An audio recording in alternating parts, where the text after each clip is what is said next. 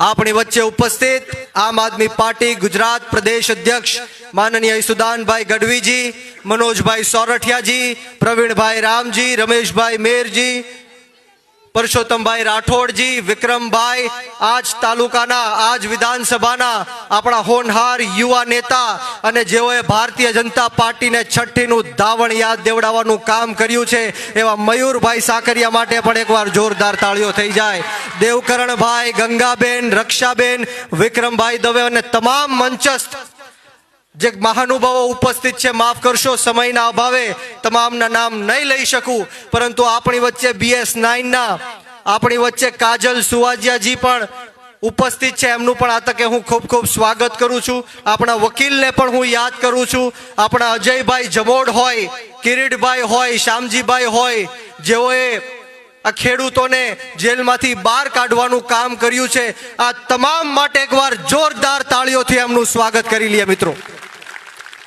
અને સાથોસાથ મારી સામે ઉપસ્થિત એટલી મોટી સંખ્યામાં ધંધુકા વિધાનસભા હોય, બોટાદ વિધાનસભા હોય, જસદણ વિછા વિધાનસભા હોય, દૂર દૂરથી પધારેલા મારા ખેડૂતો, મારા પિતા તુલ્ય વડીલો, મારી માતૃશક્તિ અને ખાસ કરીને મારા સાવજો જેવા યુવાનો ઉપસ્થિત છે, ત્યારે હું બ્રિજરાજ સોલંકી આ પરિવર્તનની યાત્રામાં આપ સૌનું ક્રાંતિકારી સ્વાગત કરું છું. આપનો ખૂબ ખૂબ હૃદયપૂર્વક આભાર વ્યક્ત કરું છું. મિત્રો વિશેષ વાતો નથી કરવી. ઘણી બધી ચર્ચાઓ અગાઉના વક્તાઓએ કરી છે, પરંતુ 84 જેટલા ખેડૂતોએ બોટાદની અંદર હળદળમાં કડદા કાંડની અંદર જે સંઘર્ષ કર્યો છે અને કડદા પ્રથાને બંધ કરવા માટે યાતનાઓ ભોગવી છે, અને મારી છાતી ગદગદ ફૂલે છે. કારણ કે આજે તમામ ખેડૂતો જે જેલની અંદર હતા એમની સાથે બેઠવાનો મને આજે મોકો મળ્યો છે. ત્યારે હું ચોક્કસથી કહું છું અને હર હંમેશ કહું છું કે વળે નહીં દુનિયામાં કાંઈ કરે ગેંગે કે ફેફેથી, વળે નહીં દુનિયામાં કરે ગેંગે કે ફેફેથી, ઘડીક શણગાર મર્દોનો સજી લ્યો તો મજા આવે, અને મજા કાંઈક ઓર આવે દાંત કાયર વેશ મૂકો તો, અને કદમ બે કાળની હામાં ભરી લ્યો તો મજા આવે. આ ખેડૂતોએ જ્યારે આ ભાજપ જેવી કાળની સામે બે કદમ ભરી લીધા છે, ત્યારે આપણે સૌએ એમને સાથ સહકાર આપવાનો છે, એમનું મનોબળ વધારવાનું છે. અહીંયા ખડા પગે આપણી સેવા અને સુરક્ષા માટે પોલીસના મિત્રો પણ ઉપસ્થિત છે, એમની માટે એકવાર જોરદાર તાળીઓ થઈ જાય મિત્રો. પરંતુ વાત એ કરવાની છે કે બોટાદની અંદર હળદળ ખાતે જે કડદા કાંડ થયો, ત્યારે મને યાદ આવે છે કે જે રીતના જલિયાવાલા બાગની અંદર અંગ્રેજોના કહેવાથી પોલીસના લોકોએ ચારે બાજુથી આપણા ભારત દેશના નાગરિકોને ઘેરી લીધા હતા, નિર્દોષ માતાઓને ઘેરીને આ પોલીસના લોકોએ અંધાધૂન ફાયરિંગ કર્યું હતું, ગોળીબાર કરી હતી. એ જ રીતના હળદળ ખાતે આ ખેડૂતોને ચારે બાજુથી આ ભાજપના ઈશારે પોલીસના લોકોએ ઘેરીને અંધાધૂન લાઠીચાર્જ કર્યો, ટીયર ગેસો છોડ્યા, હાથ પગો તોડી નાખ્યા, લોહી લુહાણો કરી નાખ્યા. એ વાત તો પછીની રહી, પરંતુ આપણા ખેડૂતોના ઘરમાં ઘૂસીને આપણી માતાઓ બહેનો ઉપર જે પ્રહાર કર્યો છે એને આપણે ભૂલવાનો નથી. ત્યારે અનેક પોલીસના લોકો અહીંયા ઉપસ્થિત છે. બધા પોલીસ વાળા હરખા નથી હોતા, પરંતુ જે કોઈ પણ પોલીસ આ ભાજપની દલાલી કરે છે, ભાજપની ગુલામી કરે છે, એને હું જાહેર મંચ ઉપરથી કહેવા માંગીશ, અને આ ભારતીય જનતા પાર્ટીને પણ કહેવા માંગીશ કે સરકાર, તમારી તાકાત હોય, તમારી પોલીસની તાકાત હોય તો એકવાર બ્રિજરાજ સોલંકીના વાહમાં દંડો મારીને બતાવો. તમારી પોલીસમાં તાકાત હોય, તમારી સરકારમાં તાકાત હોય તો આમ આદમી પાર્ટીને ક્રાંતિ કરતા રોકાવી શકો. અને તમારી પોલીસમાં તાકાત હોય, તમારી સરકારમાં તાકાત હોય તો ઈસુદાન ગઢવીને જેલમાં પૂરીને દેખાડો. આ અવાજ એ ગુજરાતના યુવાનનો અવાજ છે, અવાજ એ ખેડૂતના દીકરાનો અવાજ છે. અને જ્યાં સુધી અમારા ગુજરાતના ખેડૂતોનું દેવું માફ કરવામાં નહીં આવે ત્યાં સુધી કોઈના બાપની તાકાત નથી કે બ્રિજરાજ સોલંકીનો અવાજ બંધ કરીને દેખાડે. મિત્રો, આપણે સૌએ આપણી આત્મા જગાડવાની જરૂર છે, આપણે સૌએ એક થવાની જરૂર છે. હું વારંવાર કહું છું, બધી જ સભાઓમાં કહું છું, બધી જ મીટિંગોમાં કહું છું કે ખેડૂતો હોય કે યુવાનો હોય, આ દેશની ભ્રષ્ટાચારી ભારતીય જનતા પાર્ટી અને આ દેશના સૌથી ભ્રષ્ટમાં ભ્રષ્ટ વડાપ્રધાન નરેન્દ્ર મોદી જ્યારે જ્યારે પણ ચૂંટણીઓ આવે ત્યારે હિન્દુ મુસલમાનની વાત કરીને આપણને ભ્રમિત કરવાનું કામ કરે છે. વાત સાચી કે ખોટી? જ્યારે જ્યારે પણ ચૂંટણીઓ આવે ત્યારે મંદિર અને મસ્જિદની વાત કરીને આપણને ભ્રમિત કરવાનું કામ કરે છે. પાકિસ્તાન અને બાંગ્લાદેશની વાતો કરીને આપણને ભ્રમિત કરવાનું કામ કરે છે.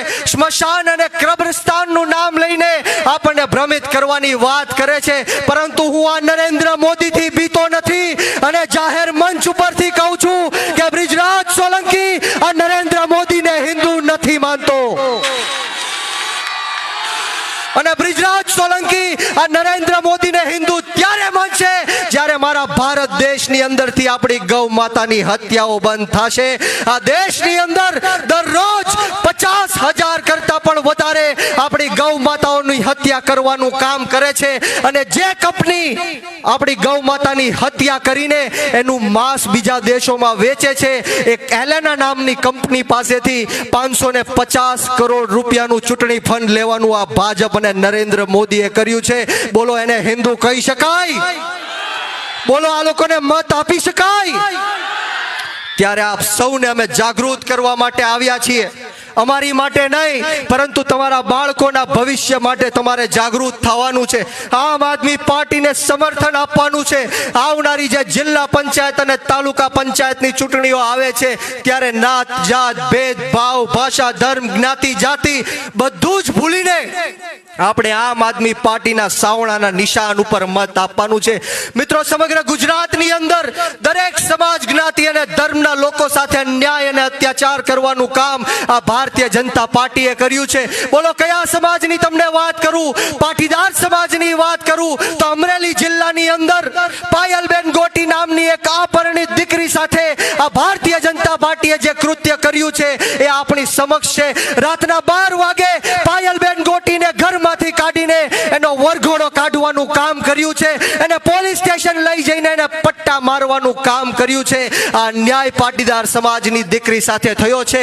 અને કોળી સમાજની વાત કરું તો જસદણ વિછિયાની અંદર નિર્દોષ 92 લોકો ઉપર ખોટા 307 ના કેસ કરવાનું કામ કર્યું, જેલમાં નાખવાનું વાત કરું.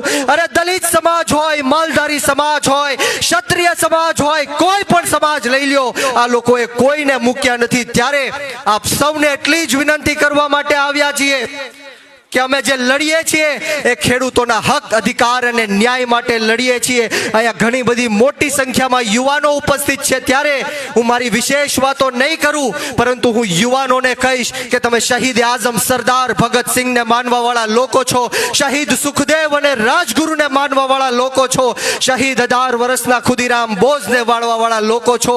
યુવાનોએ જ્યારે શહીદી આપી ત્યારે જઈને દેશનું લોકતંત્ર અને સ્વતંત્ર બચ્યું. અને આજે જ્યારે આપણો ગુજરાત ખતરામાં છે, ગુજરાતના ખેડૂતો ખતરામાં છે, ત્યારે યુવાનોએ આમ આદમી પાર્ટીમાં જોડાવું પડશે. મિત્રો, હું હર હંમેશ કહું છું, ઉત્તરથી લઈને દક્ષિણ સુધી, પૂર્વથી લઈને પશ્ચિમ સુધી, જો કોઈની પાસે ભ્રષ્ટાચારની દવા હોય, જો કોઈ ભ્રષ્ટાચારનો કાળ હોય તો એનું માત્ર એક જ નામ છે અને નામ અરવિંદ કેજરીવાલ અને આમ આદમી પાર્ટી છે. આપણે સૌએ એની આંગળી પકડીને આગળ ચાલવાનું છે. બોલો મિત્રો, લડવું છે કે નથી લડવું? જીતવું છે કે નથી જીતવું? તો હું અહીંથી કહીશ કે લડેંગે. તમારે સવે મને સાથ પુરાવીને કહેવાનું છે કે જીતેંગે. બંને હાથ ઉપર કરી તાળી વગાડીને કહેવાનું છે. બોલો, તૈયાર છો? અહીંયા મંચ ઉપર બેઠેલા તમામ લોકોને વિનંતી કરીશ કે બંને હાથ ઉપર કરી તાળી વગાડીને આપણે કહેવાનું છે, બોલો લડેંગે, અરે લડેંગે, અરે લડેંગે, અરે લડેંગે, અરે લડેંગે. બોલો ભારત માતા કી, ભારત માતા કી જય. જવાન, જય જવાન. ખૂબ ખૂબ આભાર. આપ સૌએ જે મને શાંતિથી સાંભળ્યો, બે શબ્દ બોલવાની તક આપી તે બદલ તમામનો આ તકે હું ખૂબ ખૂબ આભાર વ્યક્ત કરું છું. ને આવો સાથ સહકાર અને પ્રેમ હર હંમેશ મળતો રહે એવી માતાજીના ચરણોમાં પ્રાર્થના સાથે આપ સૌને બ્રિજરાજ સોલંકીના જય જવાન જય કિસાન, ભારત માતા કી જય.